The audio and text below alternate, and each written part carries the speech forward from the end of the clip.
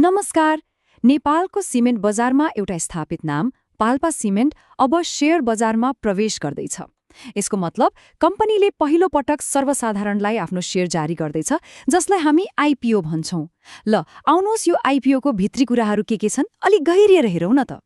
सुरुवातमै यो ठूलो अङ्कबाट कुरा गरौँ। पाल्पा सिमेन्टको कुल जारी पुँजी हो 3 अर्ब 75 करोड रुपियाँ।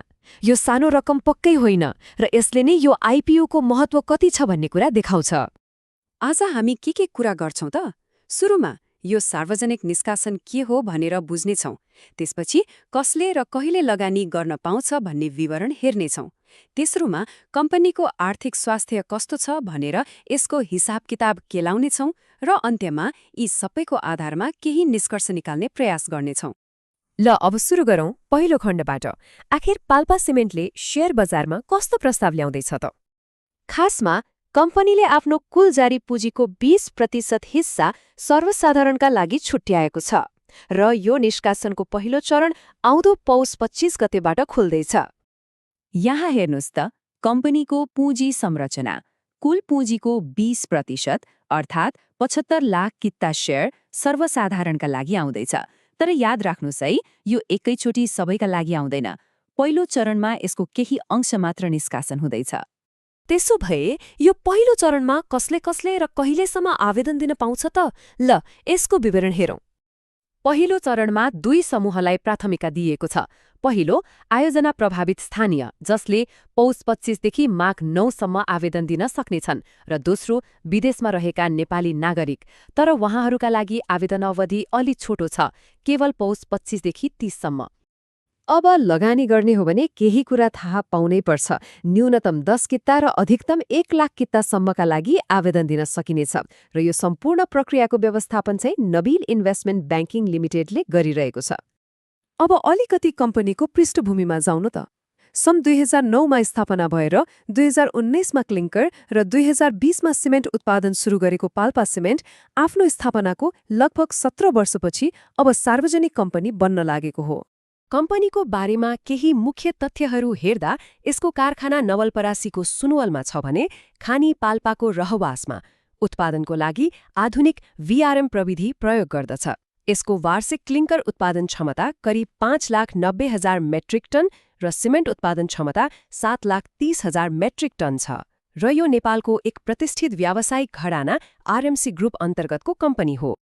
ल अब कुरा गरौँ सबैभन्दा महत्त्वपूर्ण पाटोको, पैसाको। कम्पनीको आर्थिक अवस्था कस्तो छ त? हेरौँ न। कुनै पनि कम्पनीको विश्लेषण गर्दा सबैभन्दा पहिले आँखा जाने भनेको नाफामा हो। ल यसको वित्तीय विवरणमा एक नजर लगाऊँ।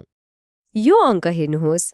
पछिल्लो आर्थिक वर्ष अर्थात् 2080-81 मा कम्पनीले करिब 6 करोड 98 लाख रुपियाँ खुद नाफा कमाएको देखिन्छ। तर एउटा अङ्कले मात्रै त पूरा कथा भन्दैन, होइन र? महत्त्वपूर्ण कुरा हो वृद्धि। अघिल्लो वर्षको तुलनामा कम्पनीको नाफा लगभग दोब्बर भएको छ। 3 करोड 87 लाखबाट बढेर झण्डै 7 करोड पुगेको छ। यो निकै राम्रो वृद्धि मान्नुपर्छ। नाफाले त हिसाब किताब देखाउँछ, तर कम्पनीमा साँच्चै पैसा कति आयो कति गयो भन्ने कुरा चाहिँ नगद प्रवाहले बताउँछ। अब यसको नगद प्रवाह विवरण हेरौँ। आर्थिक वर्ष 2080-81 मा कम्पनीको सञ्चालन गतिविधिहरूबाट खुद नगद प्रवाह 87 करोड 2 लाख रुपियाँ रहेको छ। यो भनेको कम्पनीले आफ्नो मुख्य व्यवसायबाट कति नगद जम्मा गर्यो भन्ने एउटा महत्त्वपूर्ण सूचक हो। तर यहाँ एउटा अलि फरक कथा देखिन्छ। अघिल्लो वर्ष अर्थात् आवा 2079-80 मा कम्पनीको सञ्चालनबाट नगद प्रवाह 1 अर्ब 27 करोड थियो, जुन पछिल्लो वर्ष घटेर 87 करोडमा झरेको छ।